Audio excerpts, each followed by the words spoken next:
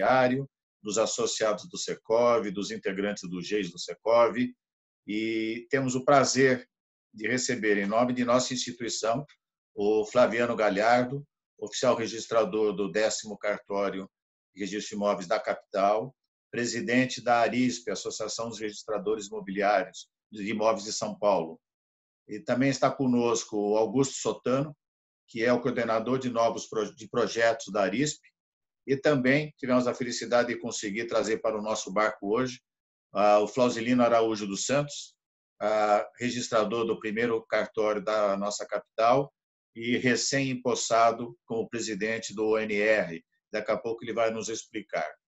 O objetivo desse webinar com os nossos associados é debatermos e ouvirmos, aprendermos as questões atinentes ao registro de imóveis nessa época cada vez mais digital. É um trabalho já antigo dos registradores, da ARISP. Há muito tempo eles vêm debatendo isso, vêm implementando, criando ferramentas, sistemas, e todos nós, usuários do serviço prestado, sabemos de quão eficiente é toda essa tecnologia. E na época de pandemia, houve uma necessidade acelerada de nós, público, usuário, sabermos usar essa tecnologia, acessar o registro de imóveis, prenotar títulos, exame de títulos, cumprimento de exigências, etc. Quem falará em primeiro lugar é o Flaviano, depois o Flausilino e depois o Guto. O objetivo dessa nossa conversa é termos uma visão absolutamente prática de como está se processando hoje o registro de imóveis nessa época e qual é o futuro do registro eletrônico. Flaviano, você tem a palavra. Muito obrigado por sua presença.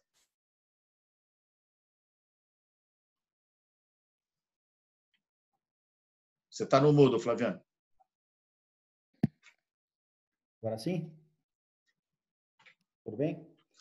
Bom, boa tarde a todos. Obrigado, Marcelo. Agradecer aí o Secov novamente, né, pelo convite para poder estar participando e fazendo esse bate-papo com todos aqui. Cumprimentar de novo aí o Marcelo, que é um grande guerreiro das questões registradas a longa data, né, Marcelo?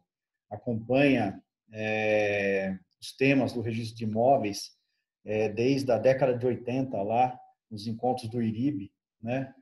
E então eu acho que estamos aqui muito bem, com um time muito bem formado aqui para acompanhar. Cumprimentar aqui o Flausilino, primeiro registro de imóveis, diretor de tecnologia do IRIB, e o Augusto aí, o coordenador de projetos do Registro de Imóveis do Brasil e da ARISP.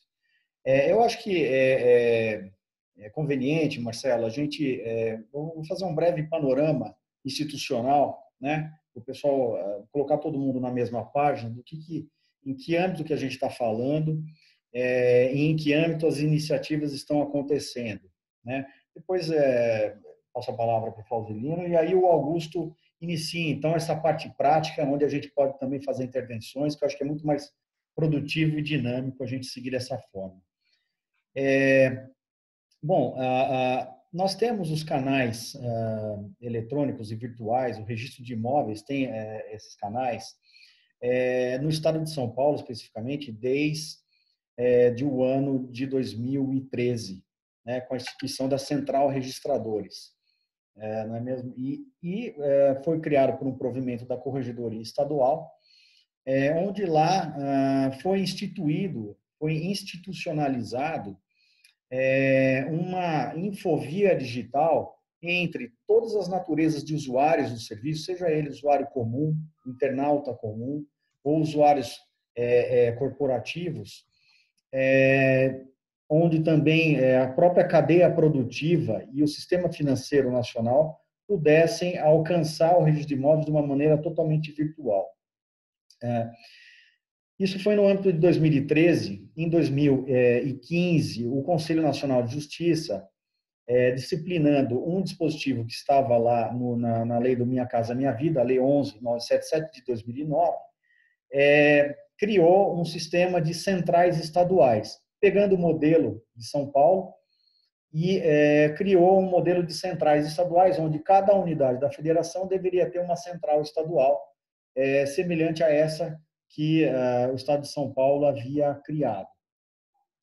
Nessas centrais estaduais, então, foi criado um tráfego entre então, todas essas naturezas de usuários com os registros de imóveis do Brasil inteiro.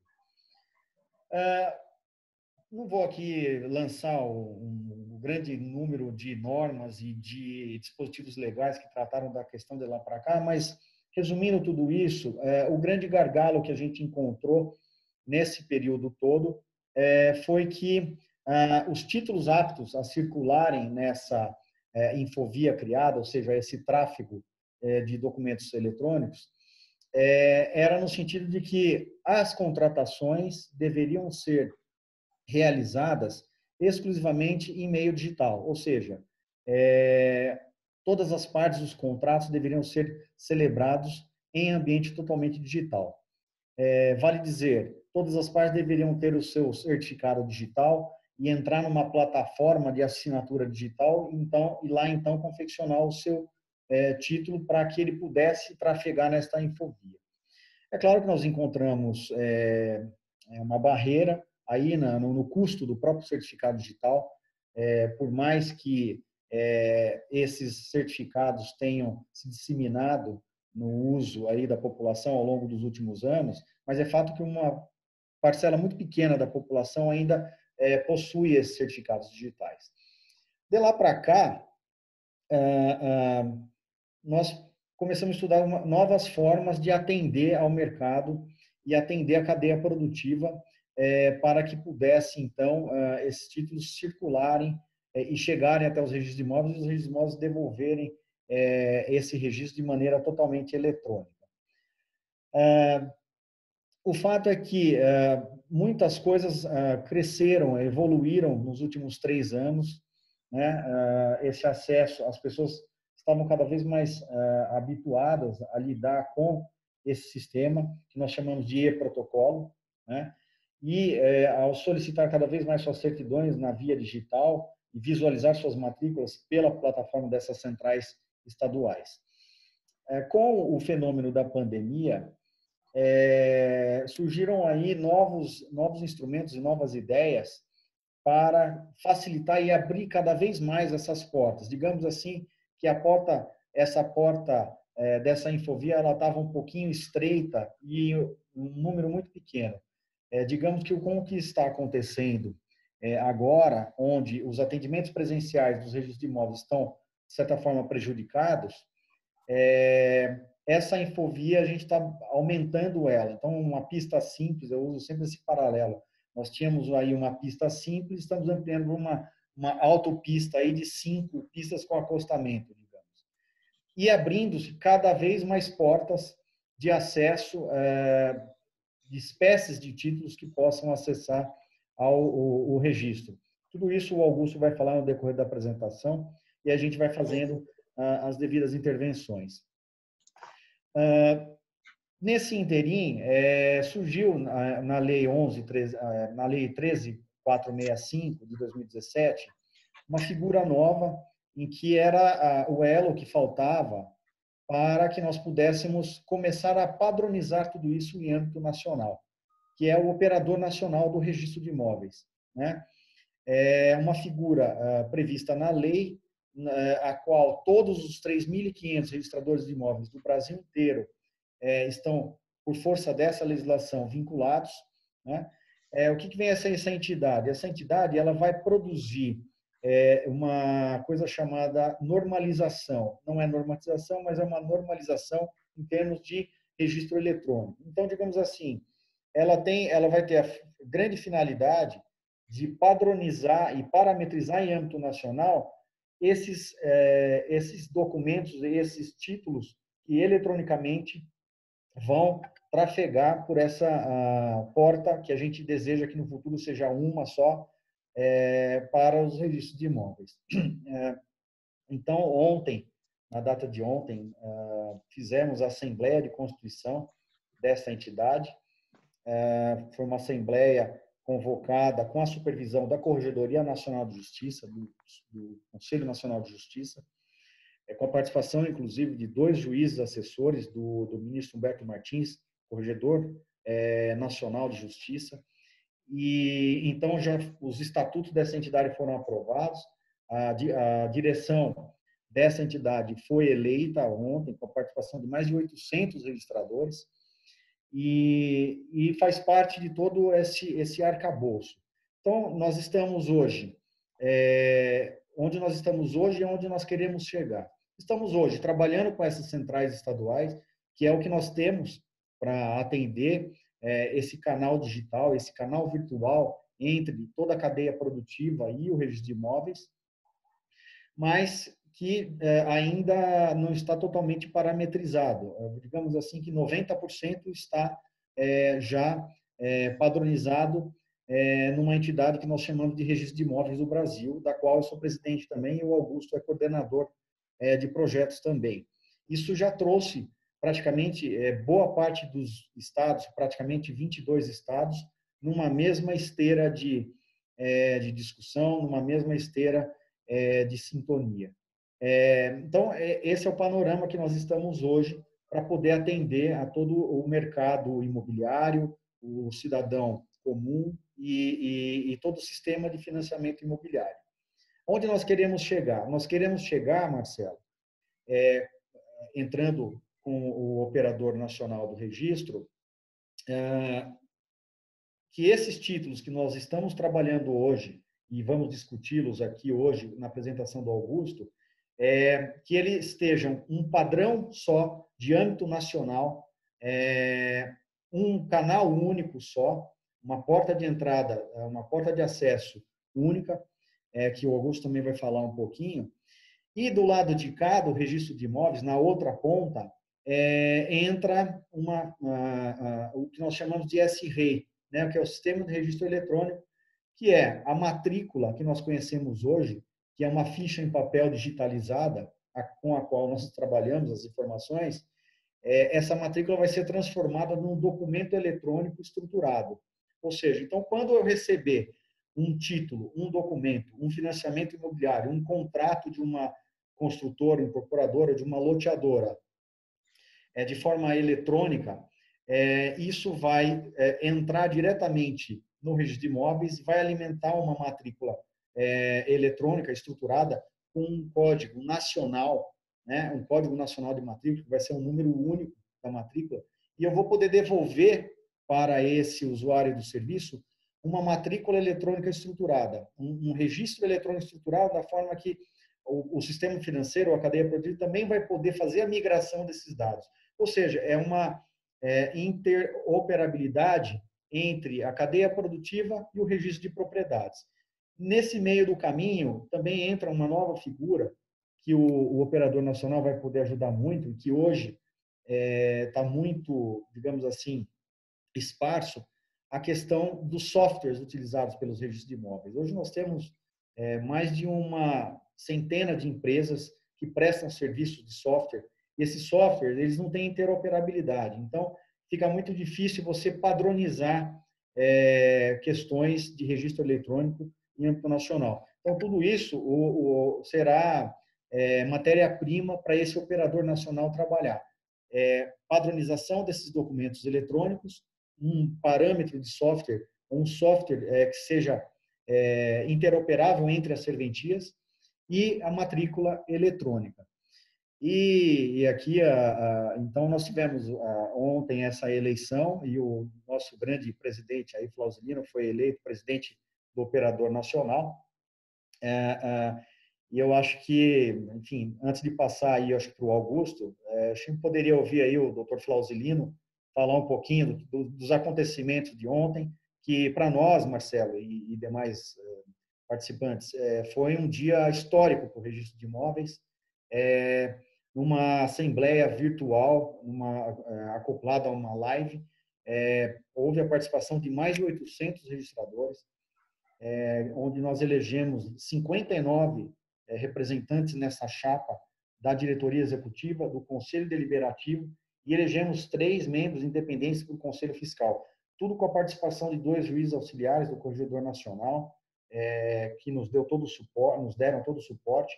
Então, assim, a gente está muito otimista com que a gente vai poder entregar muito brevemente aí, como registro de propriedade, um bom sistema, melhorando ainda mais o sistema de registro de propriedade que nós temos no Brasil. Então, gostaria de ouvir aí um pouquinho o Dr. Flausilino, para falar um pouquinho desse operador nacional.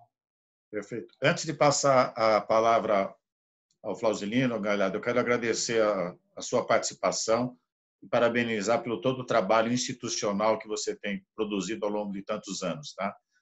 Eu queria, com o perdão dos registradores presentes, eu queria fazer 2 registros agora. O primeiro deles, agradecer ao Jorge Curineto, da Trisul, que é o coordenador empresarial do Comitê Jurídico do GEIS. Foi ele que teve a ideia, que estimulou que nós realizássemos esse webinar. E também ao Basílio Jafé, presidente do Secov, que desde a primeira hora deu integral apoio a esse evento. Flausilino, você tem a palavra. Muito obrigado. Obrigado, doutor Marcelo Terra. Eu cumprimento o senhor, também o Flaviano e o Augusto, e os amigos do Secov que estão participando desta live.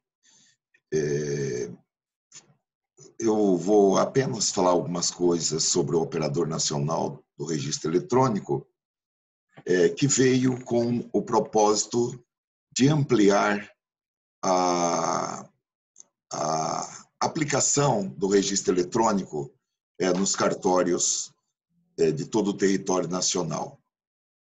Em 2009, nós tivemos a edição da Lei 11.977, que é conhecida por todos, que é a lei do programa Minha Casa Minha Vida, que dedicou um capítulo para o registro eletrônico. Então, essa lei, ela disse que os oficiais de registros públicos deveriam se organizar para prestar serviços eletrônicos no prazo de 5 anos, que venceu em 2014. Porém, essa lei não disse como os oficiais se organizariam para prestar esse serviço eletrônico, que, por óbvio, implicaria em um trabalho conjunto, estabelecimento de protocolos, de comunicação, de formação de uma rede de cartórios, com todos os cartórios, enfim. Então, embora a Lei 11.977 tenha estabelecido a obrigação, ela não disse como os registradores se organizariam para prestar o serviço eletrônico.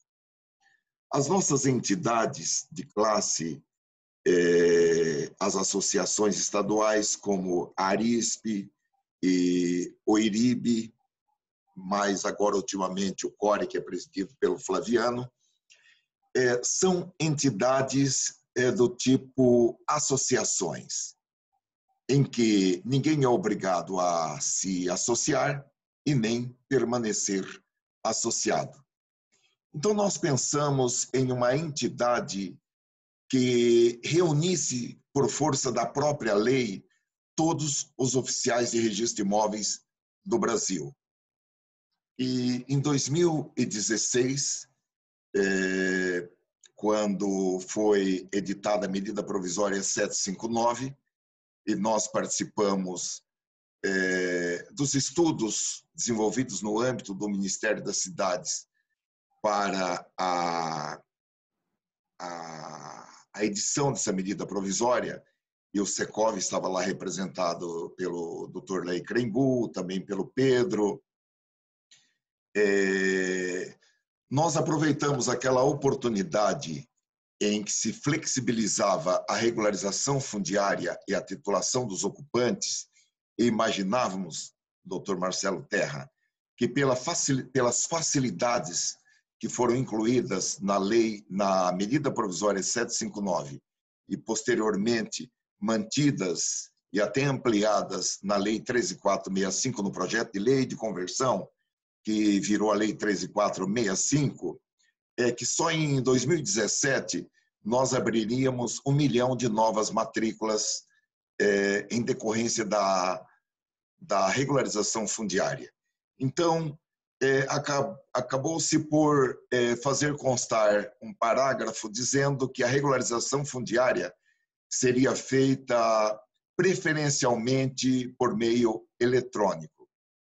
E nós pensamos, então, para que os cartórios pudessem atender a regularização fundiária, assim como também o programa Minha Casa Minha Vida, somente com mecanismos eletrônicos, como nós estamos vendo agora, e o Augusto Sotano está trabalhando firmemente nesse ponto para resolver a questão de contratos que foram firmados com a Caixa Federal em anos anteriores e que não foram registrados e agora estão sendo levados eletronicamente para os cartórios de registro de imóveis, aproveitando a estrutura desse contrato de modo digital, ou seja, não precisando novamente digitar aquilo que já foi digitado na incorporadora, ou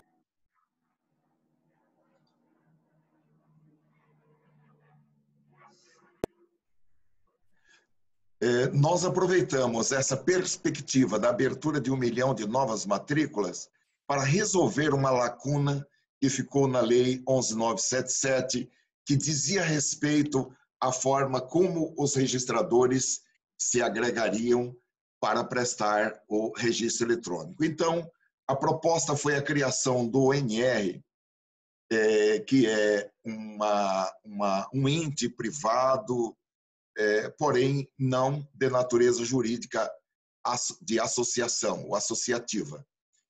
Ao ONR estão vinculados, por força da lei, todos os oficiais de registro de imóveis do Brasil.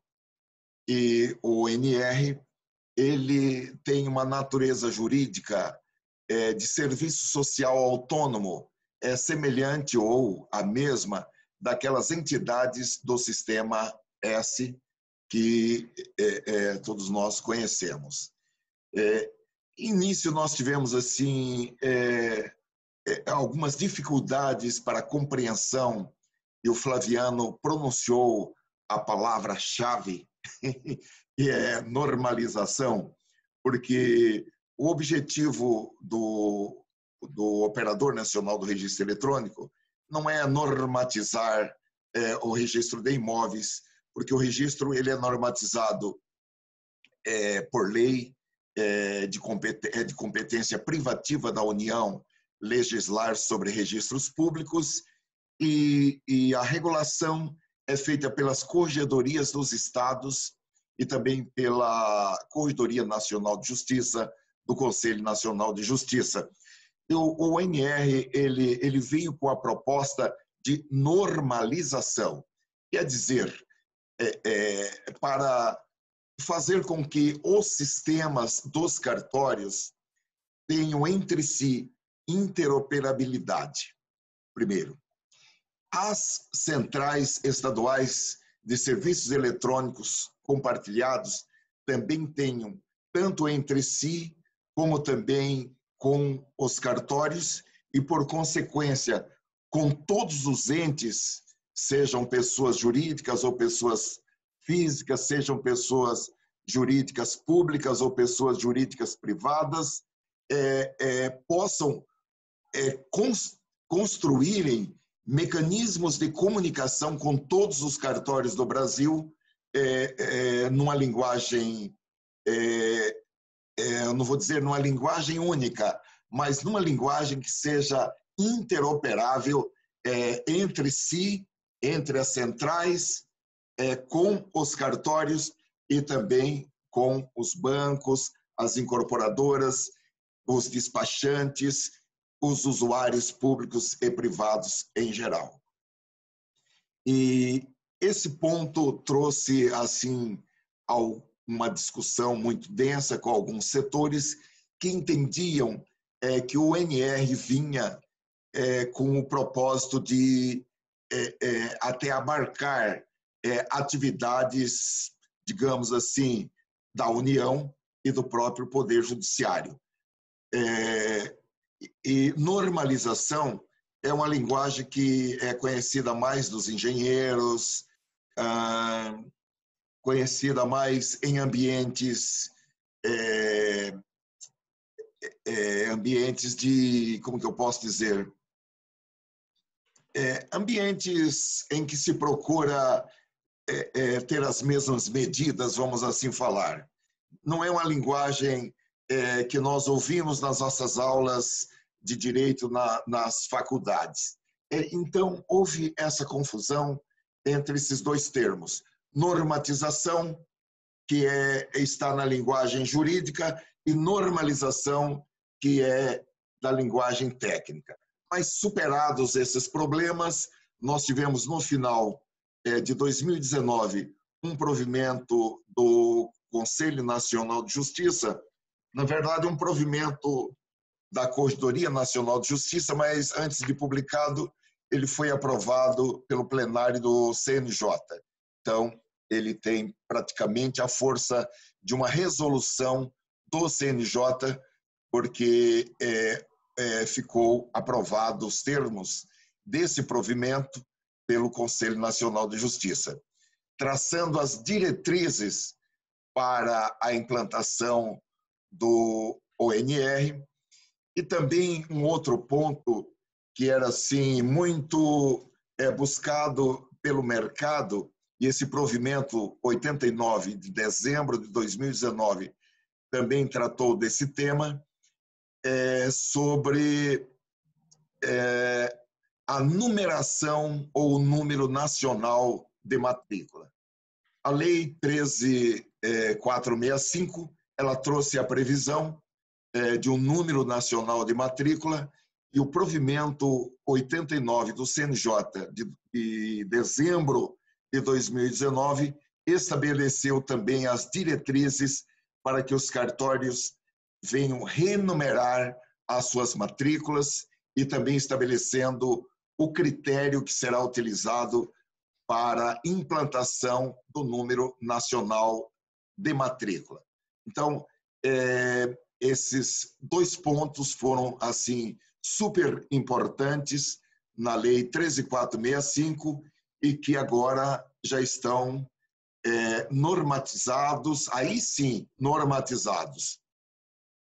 Mas a normalização, por exemplo, que o ONR vai fazer, vamos pegar esse ponto, é pegar aquilo que foi normatizado pelo Conselho Nacional de Justiça e explicar em uma linguagem técnica.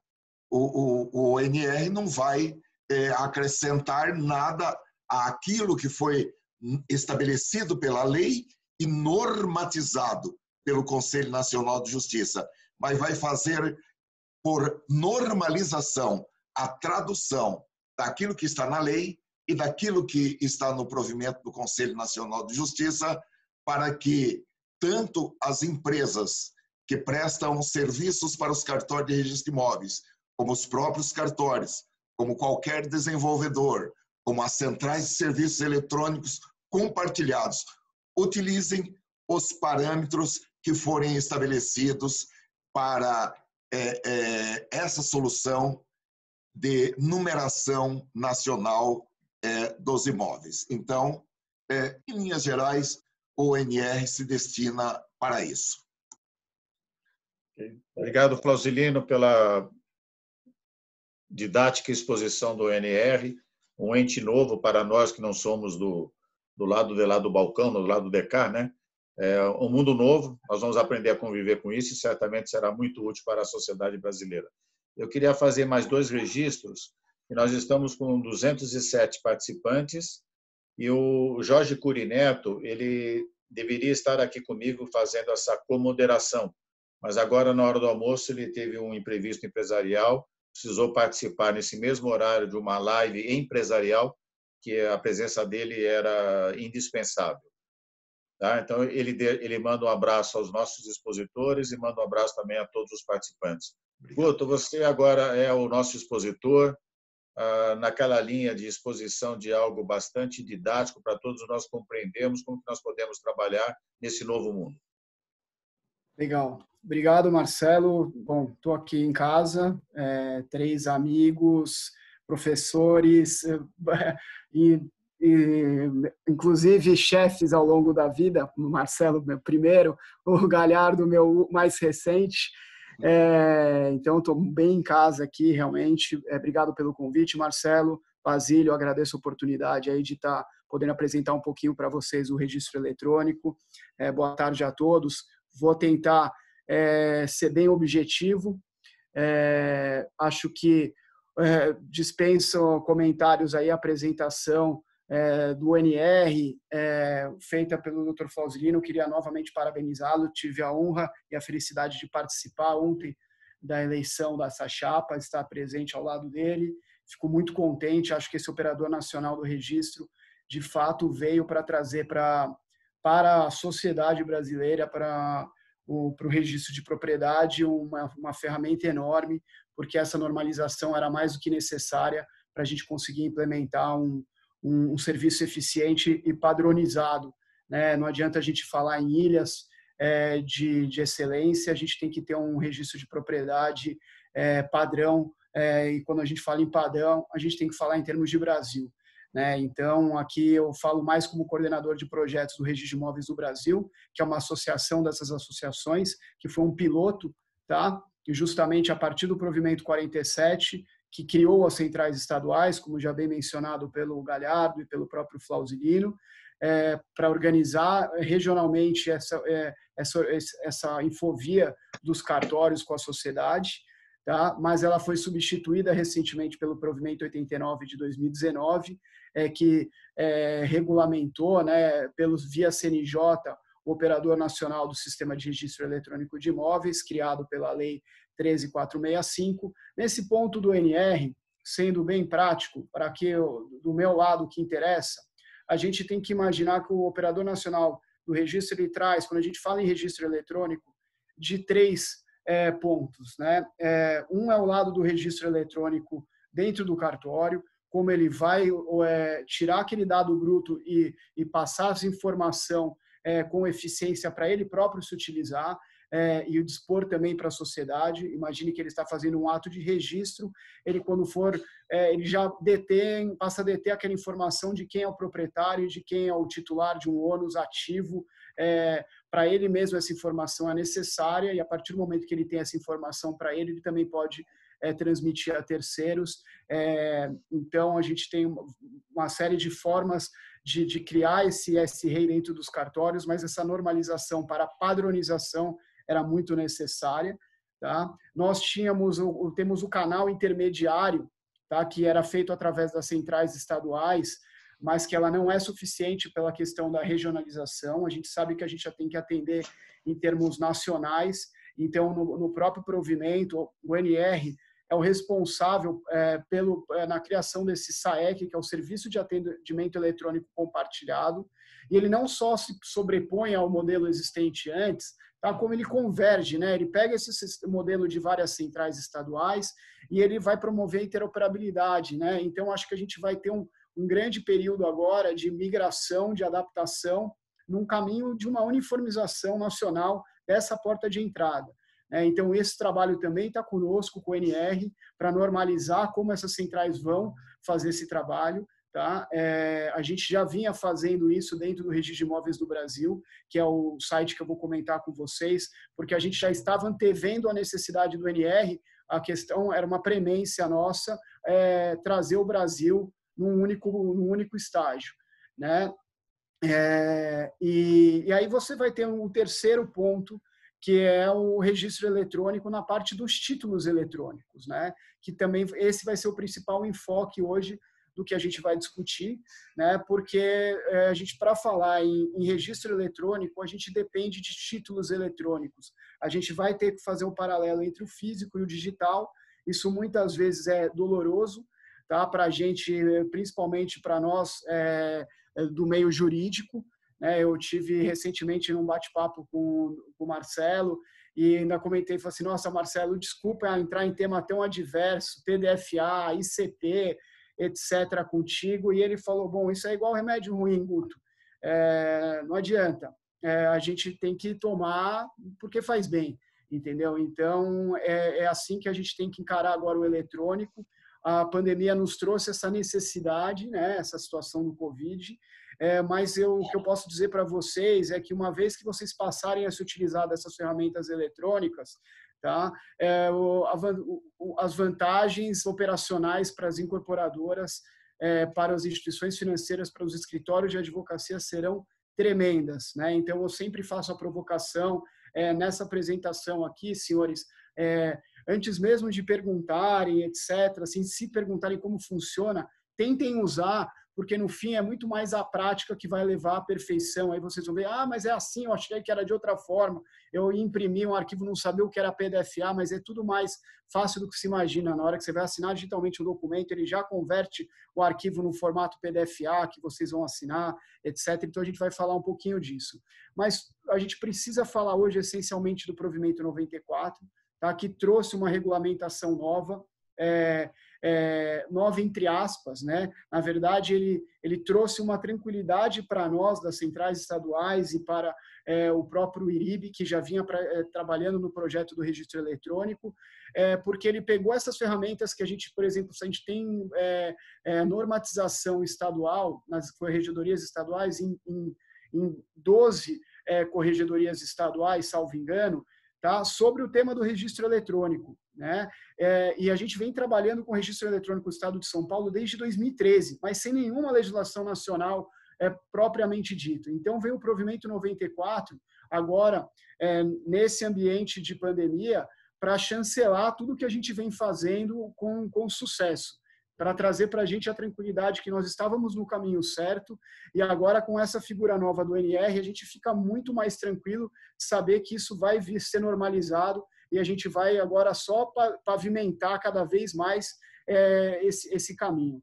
Tá? Então, muito do que a gente vai falar aqui, eu até estou com o provimento aberto para depois a gente tratar dele, se tiver alguma dúvida, mas até pela questão de horário, eu vou focar um pouco nas funcionalidades e aí, eventualmente, se surgir alguma dúvida, a gente pode usar o provimento para nos amparar, porque todas as coisas que nós vamos falar aqui encontram respaldo hoje no provimento 94.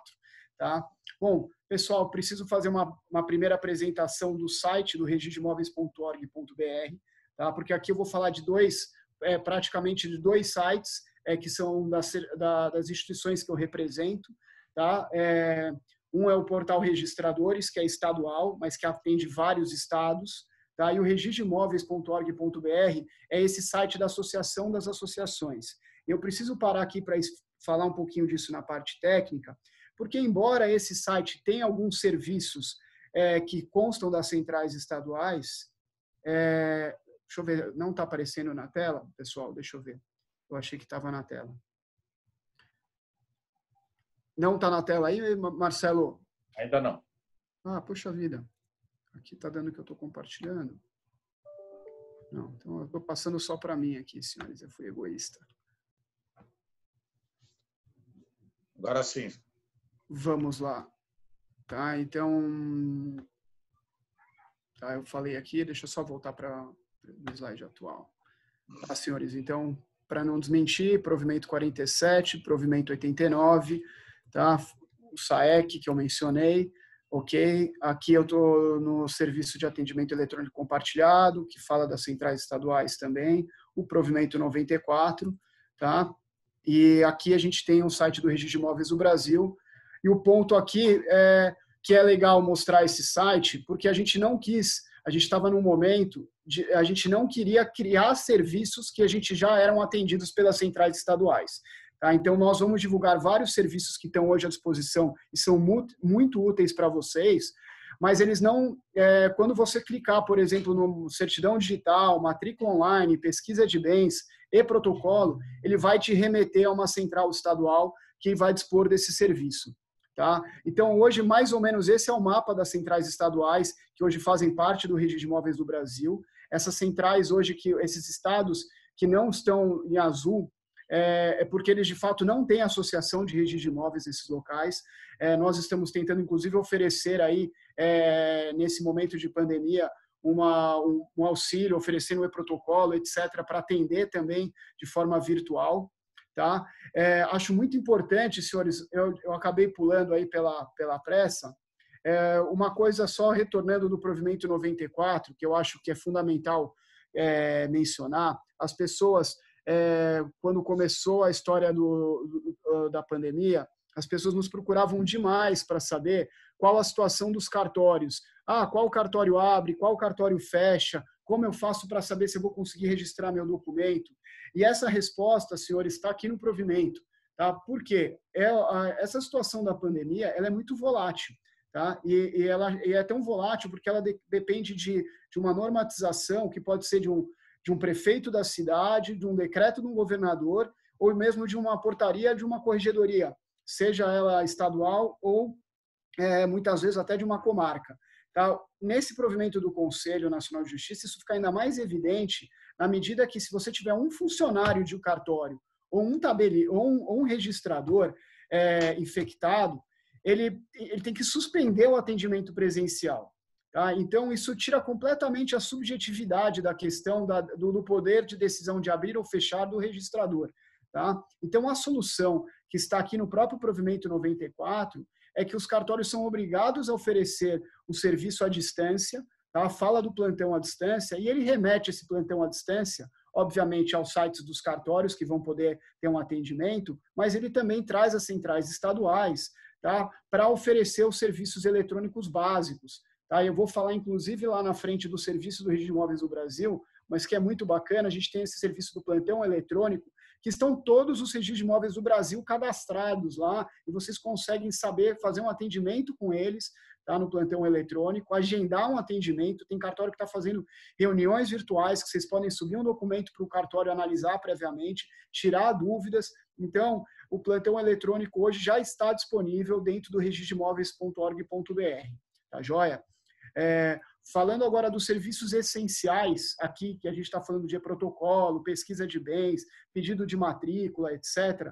Esse é o mapa hoje das centrais estaduais. Tá? Você pode verificar que a Central Registradores, que é hoje administrada pela Arisp, ela é aqui no estado de São Paulo, ela já atende a maioria dos estados. E por conta dos projetos que nós estamos desenvolvendo, que alguns deles a gente vai poder comentar aqui, outros não, por conta de GNJ, vários dos estados que também, por exemplo, Santa Catarina, o Rio Grande do Sul está prestes a entrar, Mato Grosso, vão usar também os nossos serviços. Então, apesar deles não terem hoje só central registradores, é capaz que pela nossa central você consiga uma interoperabilidade ampla, tá? Com vários estados além do que estão aqui. Tá joia? Bom, sobre a abertura da Infovia que o Galhardo comentou, aqui, senhores, de novo, faço primeiro uma menção ainda à questão da pandemia, que diz respeito à questão de custos. Tá? O serviço de e-protocolo e certidão digital não tem nenhum custo adicional pelo uso da plataforma, tá? Pelo valor do serviço, que o próprio CNJ chama de reembolso das despesas, por ser uma associação de caráter sem fim lucrativo, mas nesse momento não há nenhuma adição de custo. Então, é só o valor dos emolumentos do cartório. Se por um acaso um serviço que você for se utilizar tiver a menção da necessidade de um depósito prévio, é dos valores relativos ao ato do registro, como, por exemplo, o custo de uma certidão ou o valor de uma prenotação para dar entrada num título. Tá? Então, é importante fazer esse esclarecimento. Bom, com relação à abertura dessa Infovia, a gente já vinha fazendo muito antes, tá, da própria situação do Covid. Tá? Quem pode usar o serviço de protocolo é espelho do físico. Tá? Quem pode hoje usar o balcão do registro de imóveis? Qualquer um. Vai hoje um portador, um despachante, um motoboy, vai o comprador, pode eventualmente ir o próprio advogado, um incorporador para tirar dúvida. O e-protocolo foi feito para funcionar da mesma maneira. O apresentante vai ter seu nome e não precisa ter uma relação direta com os dados do título. Tá joia? E quais são os títulos que podem ser enviados, né? Todos os títulos, né? A verdade é que quando a gente abriu os documentos aqui, os títulos, na hora a gente já discutiu, é o 221 da Lei de Registros Públicos, tá? Mas para de uma forma mais clara, estamos aqui colocando as escrituras públicas, instrumento com ou sem força de escritura pública, todos os títulos judiciais, administrativos, e estamos colocando até requerimentos para deixar claro que um requerimento para juntar uma averbação de casamento, ele pode ser enviado, tá, por aqui também, tá? Esse aqui é o passo a passo hoje para o uso da Central Registradores, que é estadual. tá? Que é o www.registradores.org.br, tá? Para o uso do e-protocolo. Você vai verificar que uma vez que você acessou o serviço, você clica em título digital, seleciona o estado, escolhe o tipo de documento, preencheu os dados dos campos, é praticamente qual o cartório que você vai enviar, seus dados para nota fiscal, etc. E você já vai anexar o documento e enviar. Tá? A grande dificuldade que a gente vai ter que perder o nosso tempo aqui é o 7, tá? Que são quais são os documentos que são aceitos. Tá, senhores? É onde a gente tem que gastar um pouquinho do nossa energia, do nosso esforço, porque é a mudança realmente do físico para o digital. Tá? Para um título ser digital, ele tem que ter certos requisitos. Não basta ser uma fotografia, não basta ser uma mera digitalização, do contrário, ele é encarado como uma cópia. Tá? E se uma cópia, vocês entrassem com uma cópia, mesmo que autenticada no balcão do cartório, ela não era prenotada, tá? Salvo raríssimas exceções. Então, o título digital funciona da mesma forma. Tá? Então, poxa, se eu tirei uma foto, por que eu só digitalizei um documento e mandei, o cartório não recebeu? Porque era uma cópia. Tá? Então, a gente vai ter que falar sobre quais são os títulos digitais que são aceitos. Tá? Bom, senhores, então aqui, novamente, todos os títulos podem ser enviados. Tá? Quando colocamos aqui, memorial de incorporação pode ser enviado, uma especificação de condomínio pode ser enviado, tá? A gente pode ter uma averbação de construção por aqui, realmente qualquer tipo de retificação de registro poderia ser prenotada por aqui, tá? Recentemente, a gente já teve agora em São Paulo alguns casos de incorporação e retificação de registro sendo protocolada hoje pelo e-protocolo. Tá? E aqui é onde a gente vai entrar um pouquinho no pormenor, tá? Até quero verificar se até agora alguém gostaria de fazer alguma intervenção, principalmente os demais, ou se a gente já pode entrar um pouquinho na característica de cada título. Marcelo, você tem alguma observação? Guto, eu tenho uma pergunta aqui da Isabel Carvalho sobre eventual conflito entre provimento CNJ e provimento das corregedorias estaduais, a questão dos prazos. O que vocês podem nos esclarecer? Tá. Vamos lá. Realmente, na questão durante a pandemia, obviamente a gente tem uma hierarquia de normas, né, senhores? A hierarquia de normas, o que vem do CNJ está acima hierarquicamente das estaduais. Tá? Por isso, para a gente sempre vindo uma orientação do CNJ, o NR está emprestando essa legitimidade, inclusive, também do próprio CNJ, para que a gente tenha um padrão nacional. Né? Então, enquanto não havia o CNJ, o provimento do CNJ, estavam valendo as estaduais, mas agora ficam eles revogados e vale o nacional. Tá? Obviamente, senhores, de novo, nós estamos falando de uma situação de excepcionalidade, estamos todos vivendo.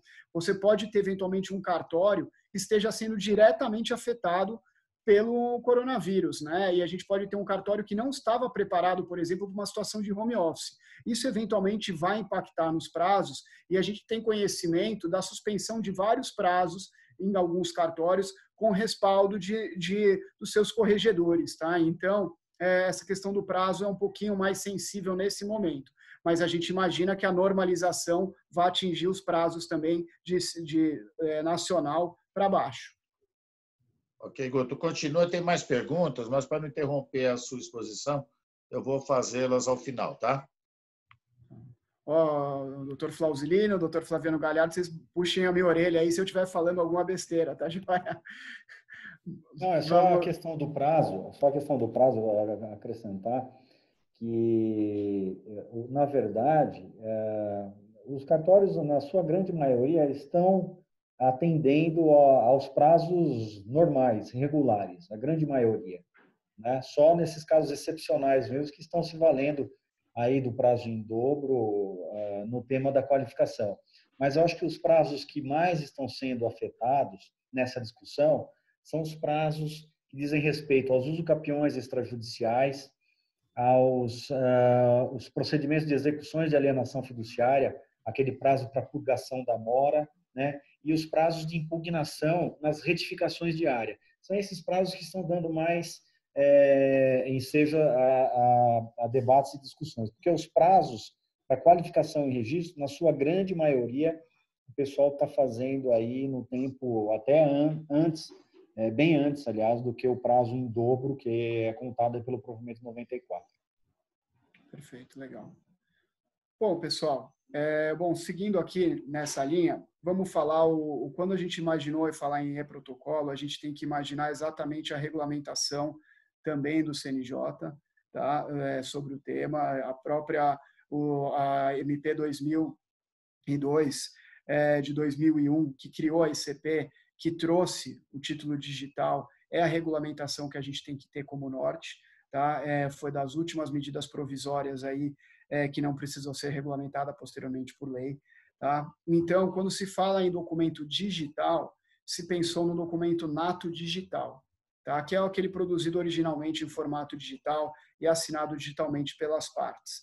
Tá? Quando a gente fala em documento nato digital, aqui é importante a gente imaginar que, ao invés da pessoa imprimir no seu computador, hoje o passo a passo tradicional é quando a gente está trabalhando naquele documento de Word e seleciona a impressora, você pode converter em PDF. Né? Quando você faz aquela conversão para um formato de PDF, aquele PDF, o Word já era nato digital, mas ele era editável, tá? Agora, aquele PDF, ele é um documento nato digital que já traz uma série de restrições que inviabilizam, que dificultam a sua modificação, tá?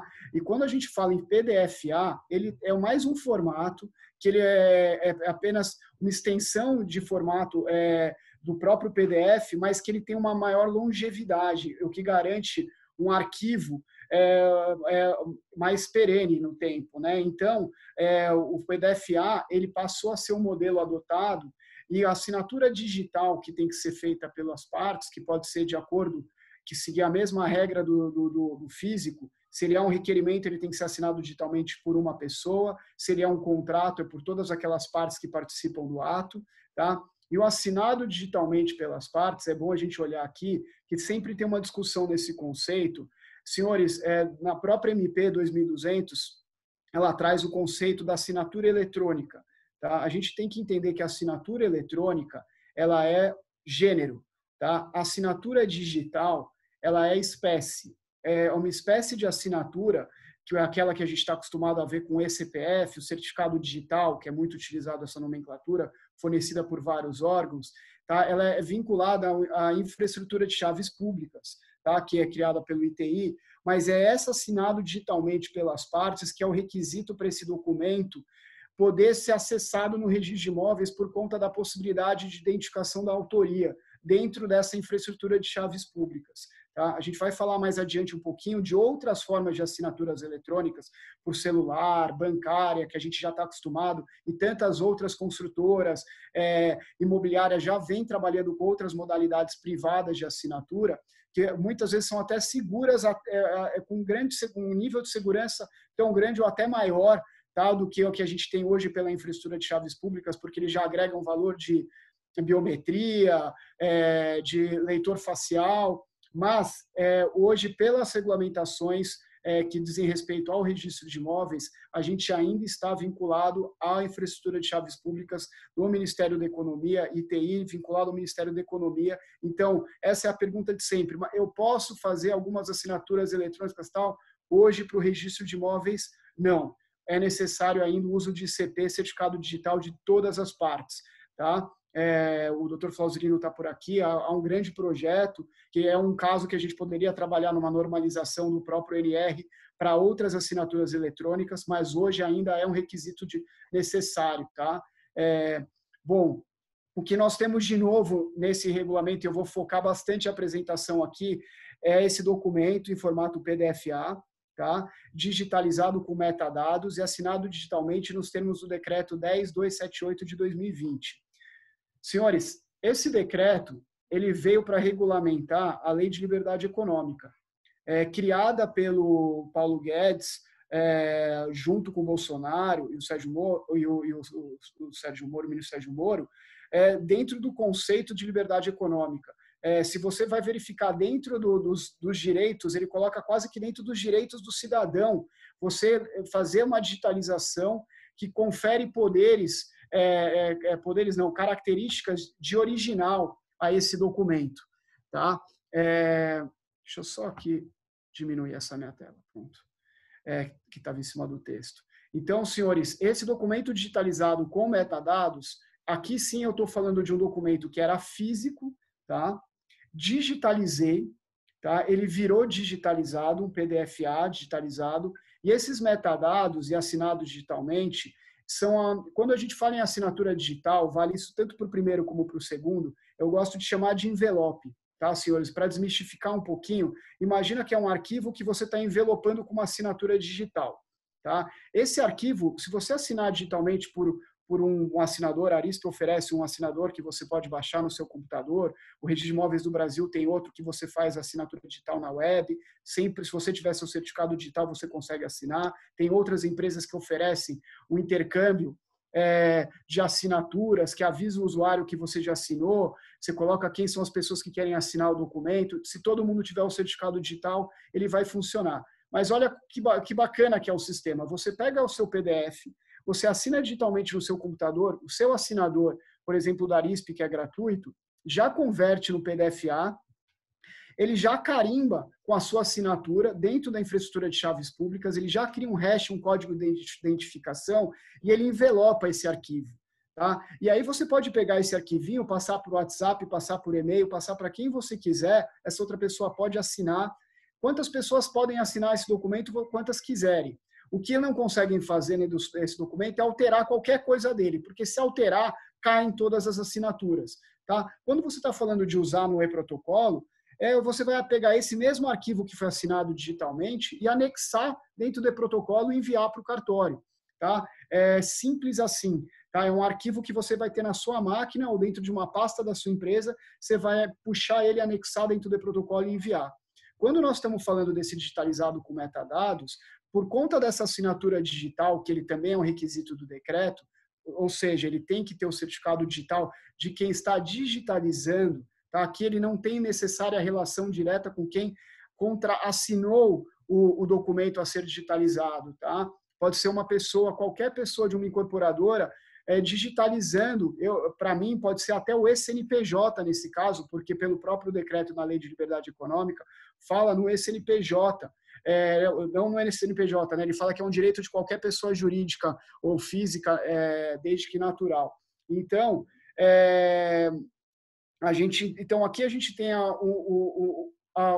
quem está assinando esse documento é uma terceira pessoa, tá? E o que nós garantimos, tá, com esse tipo de digitalização são os dados da assinatura digital dessa pessoa. Tá? Eu vou falar aqui na frente do nosso assinador digital, que já tem acoplado o digitalizador. Tá? É uma ferramenta que nós já estamos desenvolvendo para oferecer para o mercado gratuitamente, tá? Que permite que você escaneie, digitalize um documento e ele passe a valer como original e ser válido para o registro de imóveis, no próprios termos do provimento 94 do CNJ, a menção expressa a essa digitalização com os requisitos. Tá? E aqui nesse digitalizador e assinador digital, eu acredito que já tenham várias pessoas que estão participando dessa reunião, que já estão participando do nosso piloto de digitalização. Tá? Você verifica aqui que você tem uma digitalização rápida, que você faz a digitalização, o que esse digitalizador faz? Ele conversa com o seu scanner, com o scanner do usuário, tá? Vai pegar aquele arquivo que está sendo escaneado, ao final do scanner, ele abre para inserção de metadados. Qual metadados hoje, pelo decreto, ele é o metadado? O que seria um metadado? É um campo de preenchimento ou auto-preenchido. Tá? A gente tem um campo de livre preenchimento, que é o nome do arquivo. Tá? Você pode colocar Tio Patinhas alugando Empório Pato Donalds. Cada um coloca o nome do documento que quiser, tá? Porque esse documento é particular, individual seu. Tá? Mas para você fazer a digitalização, concluir a digitalização aqui dentro do nosso sistema, ao final ele vai te pedir para você assinar digitalmente. E no momento que você assina digitalmente esse documento ele automaticamente ganha alguns campos da sua assinatura digital, que é a pessoa que está assinando, ele garante a autoria de quem está digitalizando, tá? Ele garante o local da digitalização por um sistema nosso de geoespaciamento, que não importa só o seu IP, se você estiver usando uma VPN da Suíça, ele vai dar conflito com o nosso localizador e não vai admitir. tá? E a gente tem também um atributo dentro do nosso assinador, que é o carimbo do tempo, que garante a hora daquela digitalização, que não importa a hora do seu computador. Ele vai utilizar do Observatório Nacional, que é vinculado também à infraestrutura de chaves públicas. Então, aqui, mas isso tudo que eu falei para vocês, vocês não vão enxergar. Tá? Você só vai assinar digitalmente, automaticamente o sistema já vai inserir os metadados, que são os requisitos. Então, você pegou no seu scanner, tá? Por esse sistema, você digitalizou. A hora que ele te pedir para concluir, assinar digitalmente, ele já vai converter em PDF-A, isso vocês não vão precisar se preocupar com isso, já vai inserir os metadados e você já vai ter assinado digitalmente e esse arquivinho vai estar envelopadinho, bonitinho, para você anexar e mandar pelo e-protocolo, ou guardar no seu computador da sua empresa. Tá? Nos termos aí do próprio decreto, você poderia até jogar fora o documento físico, eu não recomendo ainda. Tá, joia? Você quer mencionar alguma coisa, galera?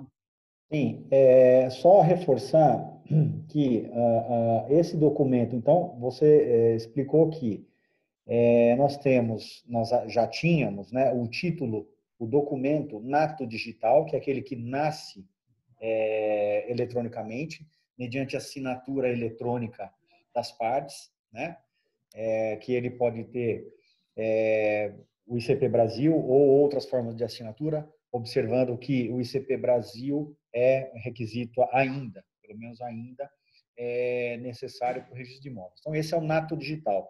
Esse segundo que você acabou de mencionar é o documento que nasceu físico, né, um contrato com assinatura das partes físico, e está passando por um processo de digitalização com base neste decreto de 18 de março, recente agora, né, que regulamentou um inciso lá da Lei da Liberdade Econômica.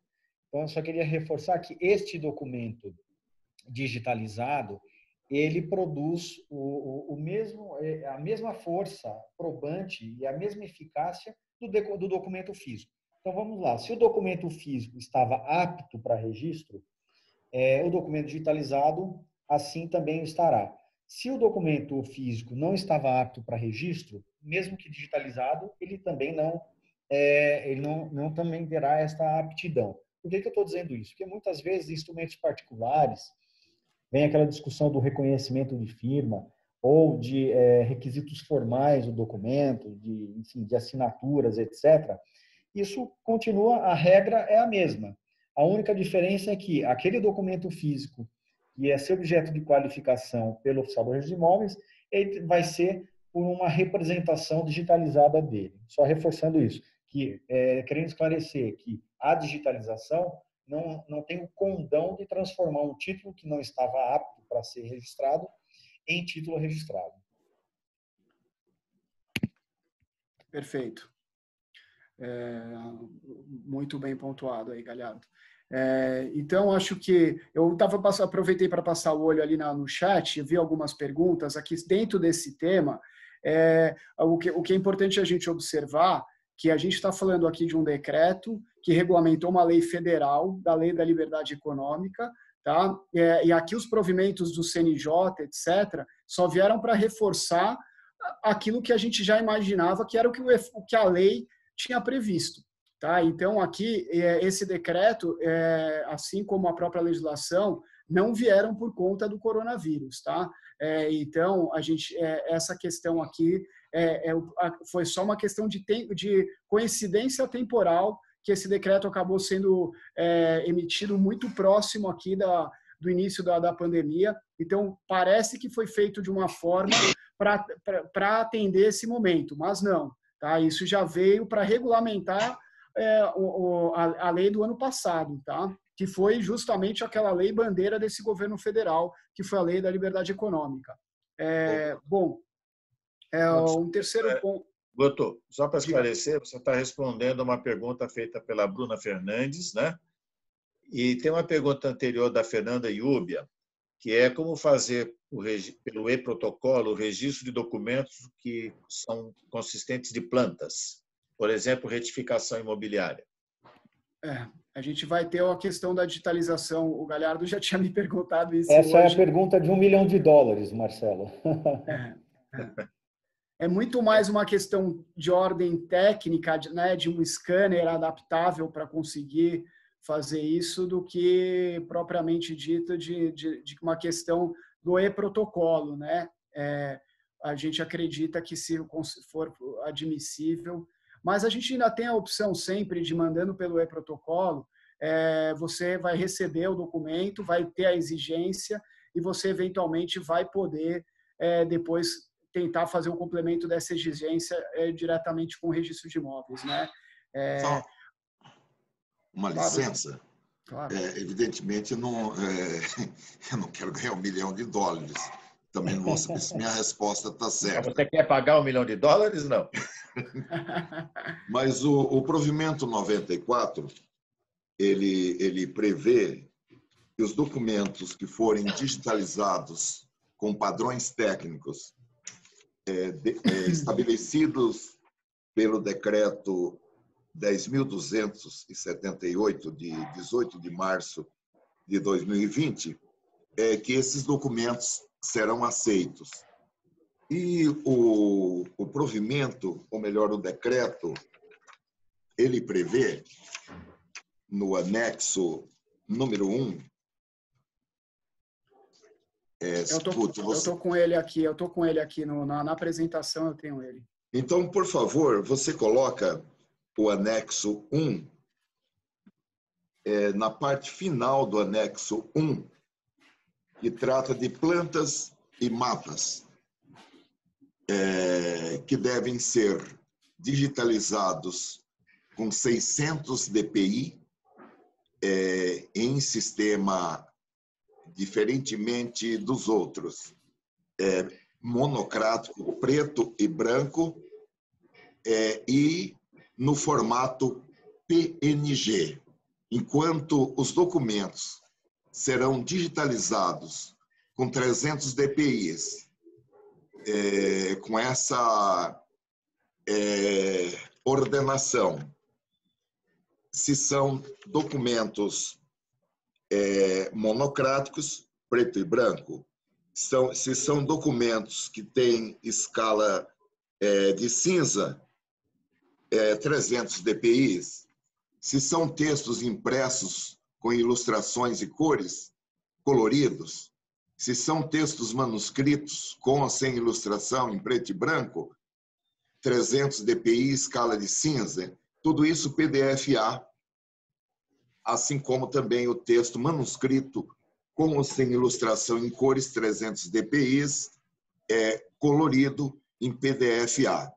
Mas fotografias ainda é mantido 300 dpi, mas deve ser digitalizado em colorido e com a imagem em PNG. E plantas também, 600 dpi, preto e branco,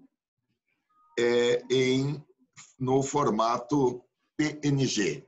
Eu acho que isso daqui elucida a questão colocada aí pela colega.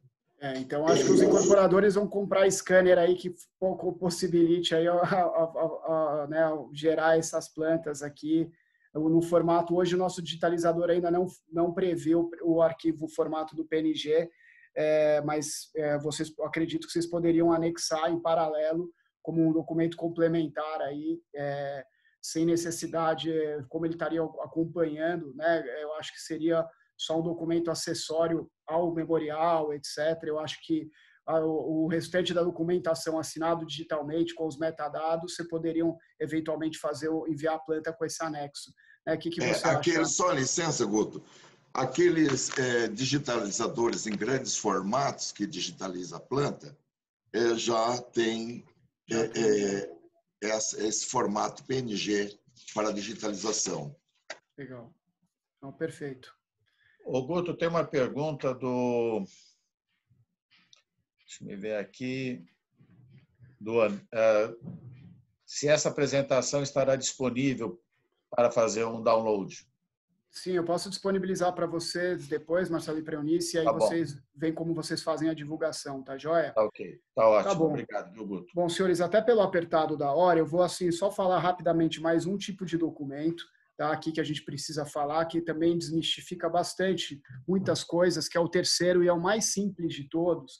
Tá? Muita gente pergunta, mas por que vocês não fazem o controle de tipo de arquivo dentro do e-protocolo, se está certo ou não? Porque, por exemplo, a gente tem uma situação muito típica hoje, a gente vê nos casos que é o documento, que ele é físico, tá? Ou ele é uma cópia do original, né? Mas ele tem informações que viabilizam o acesso ao documento nato digital na sua origem, tá? Que é o que a gente chama de confirmável eletronicamente em sites confiáveis. Tá? Então, a gente tem as ordens judiciais hoje, todas, você já tem um hash, um código de validação que te levam a um site confiável que você consegue validar aquela informação. Assim como hoje a gente tem a CNDs da Receita Federal, a gente tem o próprio Prova Fácil da Prefeitura, todas as certidões do registro civil hoje já são emitidas também nesses formatos, e as nossas certidões do registro de imóveis estão sendo emitidas, começaram a ser emitidas também nesse formato mais adiante. Tá? Então, embora seja um PDF simples, uma mera digitalização, ele é só um arquivo que o registrador vai ter como obter a informação confiável dentro de um órgão público, de um site confiável. Tá? Bom, o quarto item é uma certidão digital gerada por um tabelião, principalmente a questão de procuração, a gente sempre teve muito essa discussão.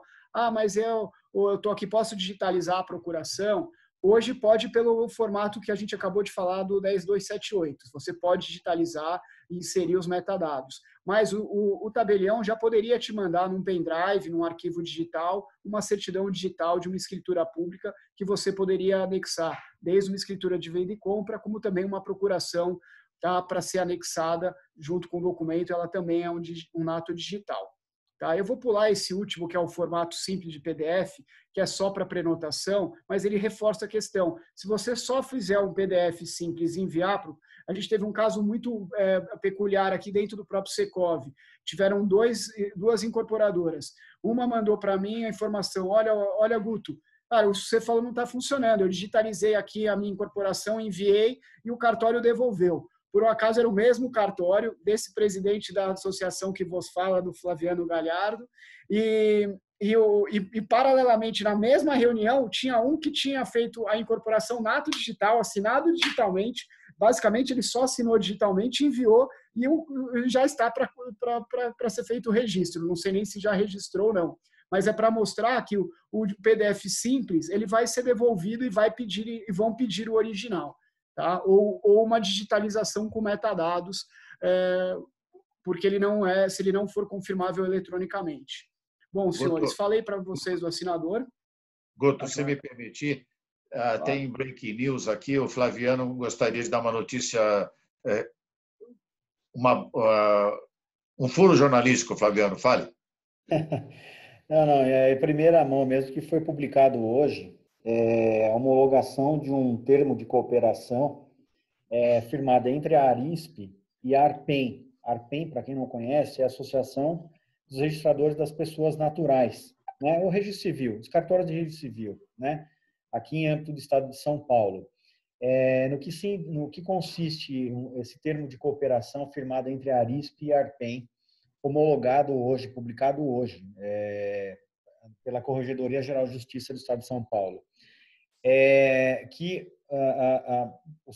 os registros de imóveis ganharam agora mais 817 postos de atendimento, onde os oficiais de registro civis, que hoje, pela lei, são chamados de ofícios de cidadania, né? É assim que a lei de registro público está tratando, os oficiais de registro civil, vão poder captar esses documentos físicos, né? Fazer essa digitalização, essa desmaterialização e fazer o input no sistema do e-protocolo do ofício eletrônico. Então, isso é uma notícia boa, principalmente para os advogados, né, Marcelo? Porque se você tem, por exemplo, um formal de partilha, ou tem lá um procedimento, um requerimento, qualquer ato que você precisa encaminhar para algum registro de imóveis e não quer nem se inteirar desse negócio todo aqui, você pode, a um custo de 2 UFESPs lá com o oficial, com o ofício de cidadania, mais perto da sua casa, mais perto do seu escritório, pode ir lá e ele desmaterializar esse título e encaminhar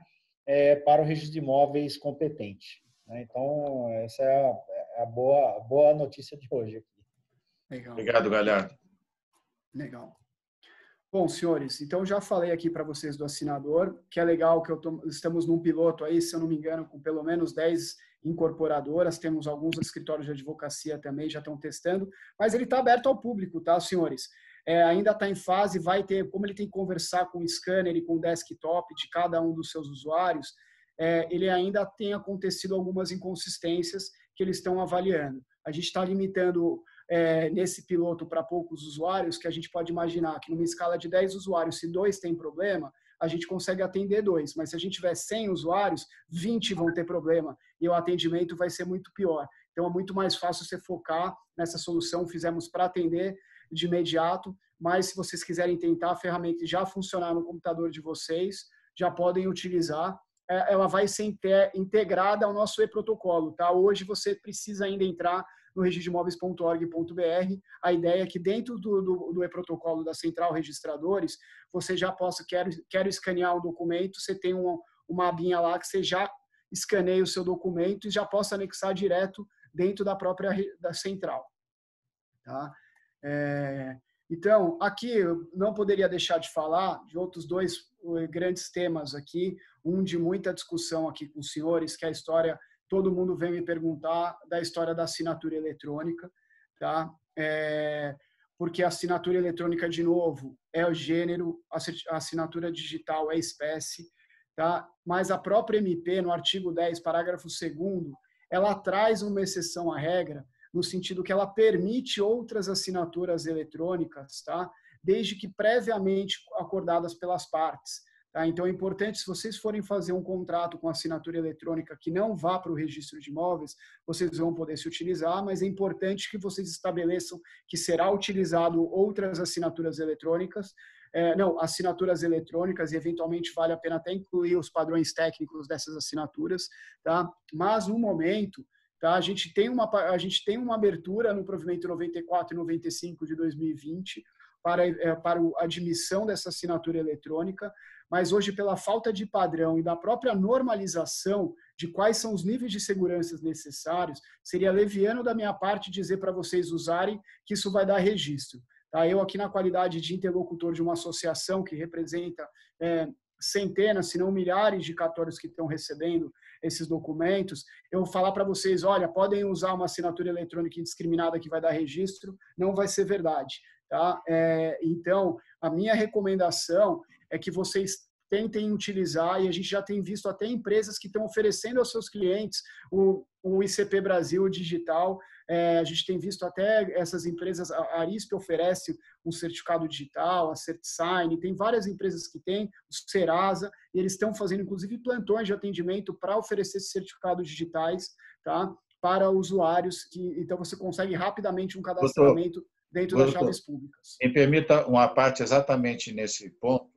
O Secov São Paulo ele disponibiliza esse serviço aos seus associados e pela recente modificação nessa semana de uma desburocratização na forma de obtenção desse certificado digital, o Secov está e estará à disposição de todo o seu público associado para esta agilidade, tá? Fantástico, fantástico. Outra breaking news, esse evento está bom. Legal. Bom, senhores, não posso deixar de falar do nosso projeto de documento eletrônico estruturado, que aí sim, quando nós estamos falando de registro eletrônico, a gente também tem uma parte que é interoperabilidade, tá? Porque a gente está falando aqui de digitalizado. No primeiro momento, quando eu vi esse decreto, eu falei, acabou meu projeto de documentos eletrônicos, porque agora o pessoal só vai querer saber de escanear o físico. Mas na conversa com os colegas, eles me apaziguaram meu coração e falaram, Guto, cara, no futuro não vai ter papel para digitalizar, entendeu? A nós que estamos habituados a trabalhar no papel, a próxima geração não estará. Tá? Então, já pensando nesse futuro, o doutor Flauzilino, que está aqui presente, foi o inspirador das normas de São Paulo, com muita coragem, que o doutor Nalini, o desembargador à época, e com o seu assessor, o doutor José Alves Braga, editaram um provimento já prevendo a possibilidade de que fosse para o registro apenas dados, tá? Dispensando-se o envio de contrato. tá? Isso dentro do ambiente das instituições financeiras, tá? Do SFH e do SFI, e obviamente que os tabeliães poderiam emitir, porque nessa característica o que a gente tem que imaginar que desaparecem as assinaturas da parte. Tá? Os bancos acoplam na nossa central dados que eles têm nos seus sistemas, tá? E esses dados transitam. Quando a gente fala de dados estruturados, só para a gente lembrar, quando você trabalha na incorporadora, você estrutura seus dados. Quando o registro de imóveis trabalha na hora de fazer o ato do registro, ele estrutura o dado. Todo mundo estrutura o dado. Antes de imprimir, aqueles campos vendedor, comprador, valor do negócio, são dados estruturados. Mas quando a gente quer falar de dados eletrônicos estruturados e interoperáveis, a gente requer um padrão. Tá? Onde você tem o campo 1, além, obviamente, dos requisitos legais de cada tipo de ato, você tem que ter essa ordem cronológica, né, de número 1, vendedor, 2, comprador, pré-estabelecida, para que aquele campo do banco converse com aquele campo do registrador e esse dado possa ser interoperável. Esse formato nós já temos, tá? A gente também disponibiliza ele no site tanto da Registradores como no Nacional. Isso já foi um trabalho lá de 2013, tá? Importante a gente observar, antes de eu falar do nosso... A gente teve no ano de 2019 3.500 documentos registrados de forma estruturada, sem contrato físico. Tá? E o mais legal desse projeto, que as pessoas imaginam que fala assim, nossa, mas isso é muito só para grandes incorporadoras, grandes bancos, etc. Os maiores fomentadores desse modelo foram justamente o FAR e CDHU. Tá? Como o próprio Dr. Flausilino comentou, o registro eletrônico veio embutido na Minha Casa Minha Vida, porque é muito mais difícil você enviar contrato para os locais distantes. Tá? Então, esse modelo, e aqui ele oferece um padrão tremendo, né, para o registro imobiliário. Lembrando que quando a gente está falando de documentos estruturados, a gente tem que ter em mente, senhores, não é o fim do registro de imóveis, nem da atividade de direito, e sim o trânsito de contratos de dados padrão. Então, se um dia você quiser contratar uma garantia pelo celular, você tem que ter um sistema como esse para transitar esses dados, onde todos os campos já estão contidos em normas congentes, como a 9.514. Mas isso não vai fazer que desapareça uma ação de usucapião, um memorial de incorporação, uma retificação de registro, um contrato social complexo, uma permuta complexa, uma venda e compra complexa com várias condições. Tá? Mas a gente está, sim, pronto para atender de forma muito forte no mercado. Estamos com um projeto muito legal que eu vou passar rapidamente aqui para vocês a ideia, que parte de documentos estruturados e será para as incorporadoras, tá? E já está acontecendo, em breve nós vamos divulgar, já temos pelo menos 2 instituições querendo trabalhar com a gente nesse modelo, tá? Instituições financeiras e diversas incorporadoras já estão participando dos pilotos, e estamos falando que um dos requisitos desse modelo de contrato que nós estávamos fazendo, do XML, era que a gente tivesse isso passível de registro em diversas regiões, e nós já estamos conseguindo fazer isso em diversos estados e pequenos municípios também. Tá? Bom, a ideia basicamente é dentro da nossa central, uma construtora vem, cadastra seu empreendimento, tá? E ela tem que habilitar uma conta dela dentro da central registradores, tá? Ela cadastra seu empreendimento, vem a instituição financeira, tá? Hoje a gente ainda tem um modelo do legado, que é aquele contrato físico assinado pelas partes, mas oportunamente vai poder ser um contrato eletrônico que vai facilitar ainda mais esse processo. Mas a construtora e incorporadora sobe, tá, os seus contratos físicos para o banco, para a instituição financeira que fez o financiamento. Tá? A instituição financeira faz a conformidade com os dados que ela tem no seu sistema, tá? E automaticamente ela já manda um lote de tudo que ela tem no dia, desses arquivos que ela recebeu das construtoras dos contratos, ela batendo a conformidade com o que ela tem dentro do seu banco de dados, do seu sistema, ela já dispara um envio para o cartório de um lote assinado digitalmente pela instituição financeira.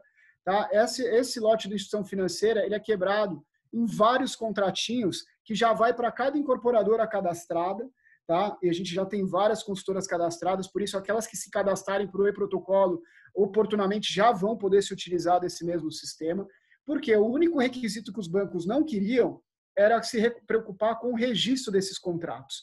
Tá? Então, hoje, eles não têm problema em se responsabilizar pela assinatura das partes e pelos dados que tem no seu sistema. Então, dessa forma, a construtora, a instituição financeira sobe na plataforma, tá? E isso vai para uma conta da construtora. A construtora vem, paga o ITBI, tá, dessa operação. Nesse caso, o que a gente está falando aqui a gente está falando no momento do repasse, estamos falando de empreendimento em construção, o caso específico que nós estamos tratando. Então, o ITBI e os dados já está tudo sobre gestão, a transmissão da propriedade já está vindo direto da construtora incorporadora, tá?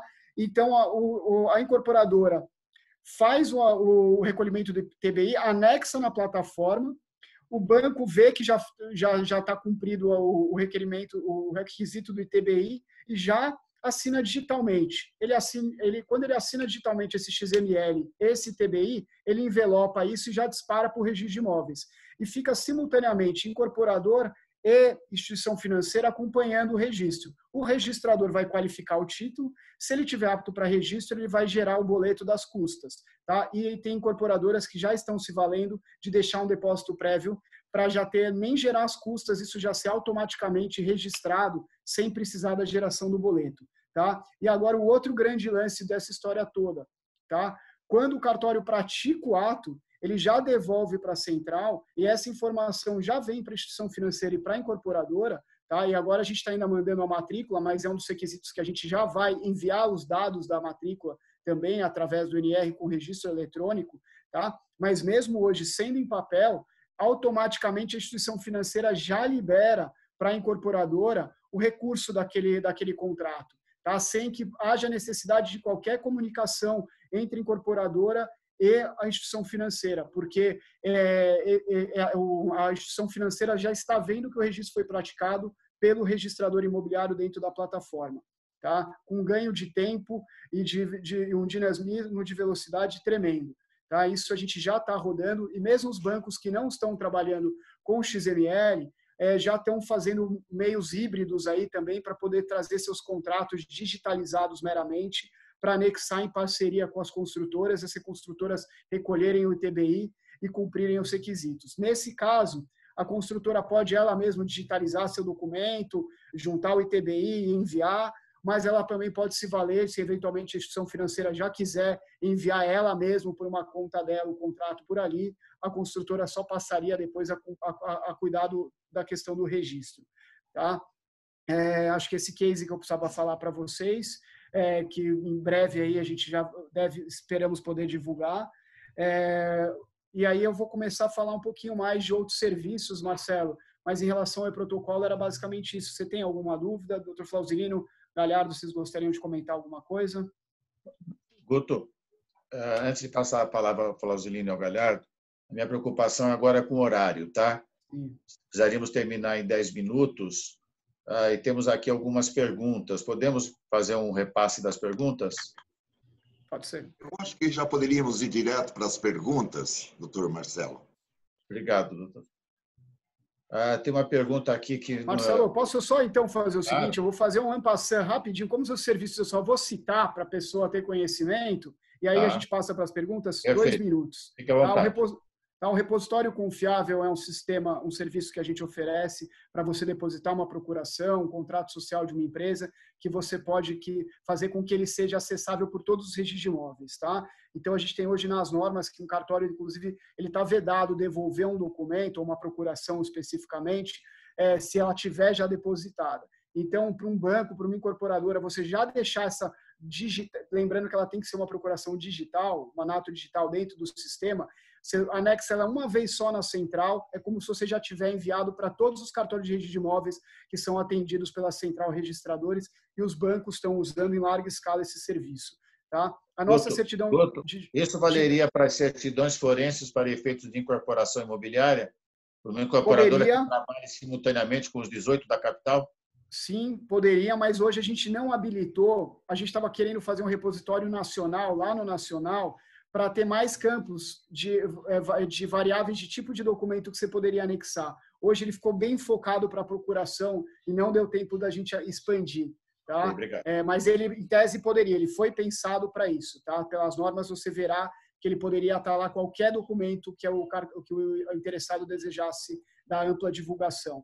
Tá? Aqui a nossa certidão digital, nova, tá? Que ela também, como eu mencionei, ela uma vez impressa, vai ter sempre a discussão, mas ela é digital, como que vai ser impressa? É porque mesmo ela impressa, ela pode ser validada no site do Registradores, tá? E você clicando lá, aparece a imagem dela, você vê que a imagem da certidão, você vê quem assinou, a hora que ele assinou. Então, é por isso que ela acaba tendo a dupla validade física confirmável digitalmente, tá? Senhores, matrícula online é aquele serviço que nós temos hoje, que é na nossa base de dados da Central. É muito importante a gente mencionar que a matrícula online ela aparece na hora para vocês, se através do número da matrícula você já tem a imagem dela, mas que ela não tem valor de certidão, apesar da gente ver ela sendo anexada em processos, etc. Ela tem essa tarja, e é bom mencionar que ela não tem valor de certidão, porque ela não conversa com o protocolo do cartório, ela só conversa com o registro do cartório, vamos colocar dessa forma. Então, uma vez que o cartório pratica um ato, ele atualiza a imagem. Mas se ele tem uma penhora, entra lá e ele ainda não registrou a penhora, ou uma indisponibilidade é prenotada e ela não foi para a matrícula, esse contraditório não aparece nessa imagem, diferentemente de uma certidão digital que ela vem com a anotação, olha, existe prenotado uma chama de atenção, certifico que existe prenotado sob número tal, tal, tal, um documento aqui que pode afetar a situação jurídica do imóvel, tá? O que a matrícula online não tem, tá? Rapidamente sobre a pesquisa de bens e pesquisa prévia, muito importante vocês saberem que a pesquisa de bens ela foi pensada para ser um espelho do que os cartórios já tinham, que você ia no cartório e fazia uma consulta sobre bens e direitos de propriedade de uma pessoa, tá? Acontece que se você for fazer hoje uma pesquisa de bens dentro da Central Registradores, ele vai perguntar para todos os cartórios que você selecionar, e se você selecionar o estado todo, ela vai custar R$2.000 para os senhores, porque cada cartório vai ter o trabalho de buscar isso na sua base e fazer a resposta. Tá? Por conta disso, até uma determinação da própria corregedoria, num trabalho também feito à época pela Arisp, tá? Se criaram uma pesquisa prévia com base no banco de dados Light, tá? Que são CPFs e CNPJs que nós temos na nossa base, que ela permite que uma pesquisa na hora ofereça onde existe ocorrência nos cartórios, tá? Pelo mesmo valor de uma pesquisa de um único cartório. Um valor de R$15, você já consulta o estado inteiro de São Paulo. Espírito Santo, há 2 semanas, habilitou esse serviço para o estado deles também. Então, mas qual que é como eu chamo essa pesquisa prévia, grave? Ela é uma ótima pesquisa negativa, tá? Por quê? Putz, ela é fundamental para você querer saber se a pessoa já teve outras situações jurídicas envolvendo imóveis, muitas vezes até num apoio para instituições financeiras aí para crédito. Mas se você entrar numa pessoa jurídica, uma pessoa física que tenha muitos bens, aí você não vai ter uma informação poluída, porque ela aparece o número das matrículas que você pode visualizar. Tá? Mas, se você for visualizar, muitas vezes a ocorrência não é de propriedade ou não é aquilo que você está procurando. Então, a minha indicação é usem a pesquisa prévia, por isso do nome prévia, e se deu muito resultado, vocês podem direcionar a sua pesquisa para o próprio cartório, para ele te dar uma informação mais fidedigna sobre se aquelas informações são propriedade ou não. Tá? Daria para estender um pouquinho mais sobre esses serviços, mas eu vou ter que correr. Nós temos o serviço do monitor registral, que também é muito importante para o meio das incorporadoras, porque você consegue selecionar 1, 2, 10 matrículas e verificar, você passa a ter uma informação, a monitorar realmente aquela matrícula, e se houve qualquer alteração da situação jurídica dessa matrícula, o incorporador, o loteador ou o corretor recebe a informação dessa alteração por e-mail, dizendo, olha, essa matrícula que você estava interessado fazendo negócios, houve uma alteração. E aí você vai lá verificar qual foi a alteração da situação jurídica, tá? E essa monitoração é por 30 dias. Tá? Nós temos um serviço de intimação que é padronizado também, que a gente oferece para os clientes corporativos para intimação de devedores da alienação fiduciária, que tem sido uma ferramenta de ampla utilização. Dentro do nacional, nós temos o plantão eletrônico que eu já mencionei para vocês, dentro do Registro de Imóveis do Brasil, tá? O registrodeimóveis.org.br. Senhores, nós oferecemos gratuitamente um espaço que tem todas as certidões necessárias a uma venda e compra num único ambiente. Você digita um CPF e aparece todas as certidões necessárias num único local para os senhores, tá? Também dentro do que é o guichê de certidões. Nós temos lá também um pedido de reclamação, que você pode reclamar de uma determinada serventia. Essa reclamação vai ser enviada para o cartório. Se você não resolver o seu problema, você pode ser direcionado à central e até chegar numa última instância disso ser encaminhado para a corregedoria. Fazemos só a pequena distinção entre dúvida registral e reclamação, que a dúvida é quando o cartório está se negando a praticar um ato com base num fundamento legal, que aí deveria ser adotado o procedimento de suscitação de dúvida. Enquanto a reclamação é mais alguma situação que você passou algum desconforto por conta de algum procedimento específico daquele cartório. Com relação ao provimento 94, a gente tem também mais um sistema, mais um serviço que, poxa, também vai ser fantástico. Tá? A gente pretende oferecer uma base de transações imobiliárias, a gente ainda não sabe qual o nível de informações que nós teremos lá, mas por conta do provimento ter trazido a possibilidade, que é um serviço que todo mundo requer demais, saber o número de uma matrícula a partir de um endereço, para então poder solicitar essa matrícula, a gente está implementando isso nos próximos semanas, aqui já deve estar no ar. Em âmbito nacional, vocês terão a possibilidade de digitar um endereço e aparecer o número da matrícula, e a partir dali você poder visualizar uma matrícula ou pedir uma certidão dentro de uma central. Tá? Basicamente, eram essas informações que eu tinha para prestar.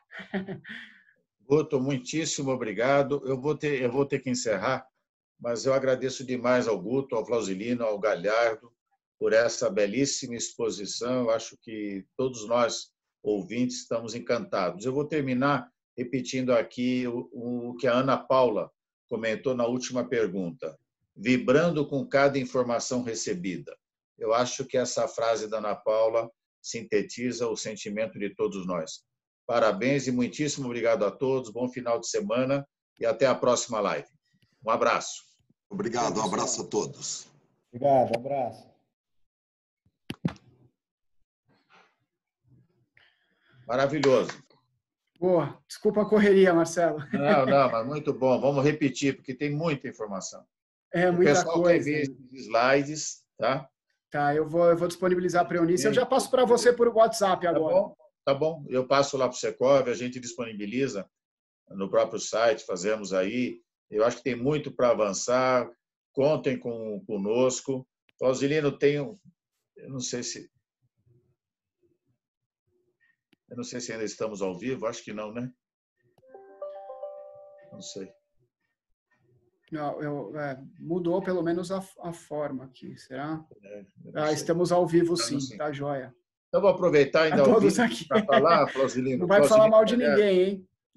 Tem o Laí Craimbu, ele me mandou uma mensagem via WhatsApp durante a nossa live, perguntando de que forma o Secov pode contribuir, pode colaborar oficialmente nesse trabalho do NR, nos conselhos, se há espaço para entidades da sociedade civil. Você está sem som, Flausilino.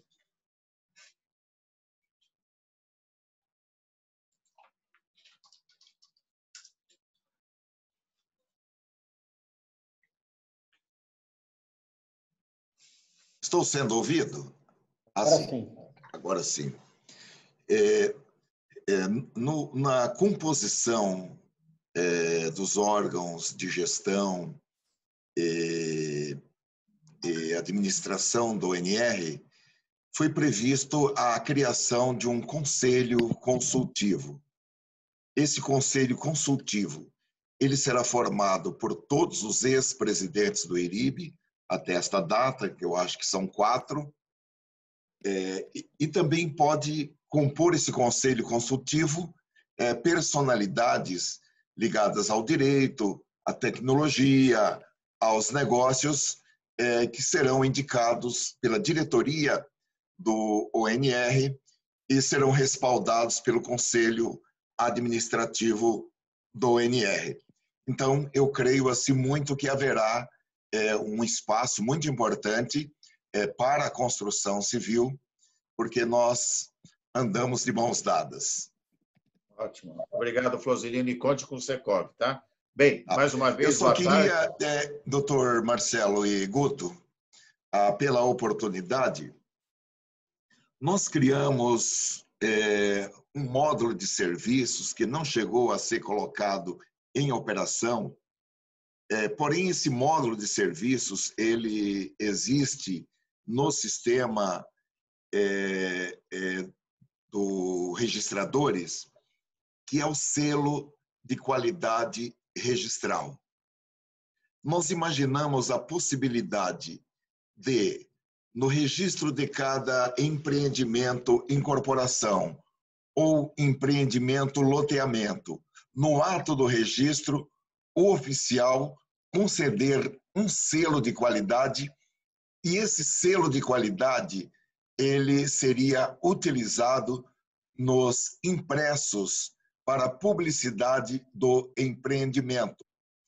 E a pessoa, ao receber o impresso, a propaganda do empreendimento, aí em qualquer esquina, ela teria um número e ela colocaria esse número no site registradores, e esse número abriria os principais documentos daquele empreendimento para agregar um valor jurídico ao empreendimento por meio da publicidade registral, que ficaria disponível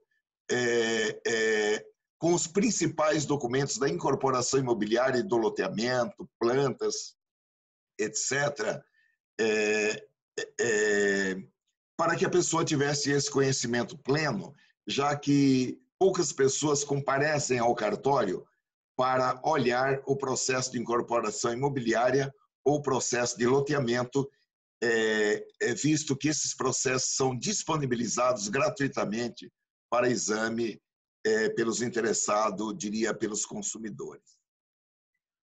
Obrigado, Flausilino. Ótimo. Mais uma boa notícia. Bem, pessoal, agora é para valer, tá? Eu vou desligar aqui. Até mais, boa tarde, bom final de semana, saúde e aproveitem a família em casa. Um abraço. Obrigado, Marcelo. Abraço. Tchau. Tchau, Flausilino.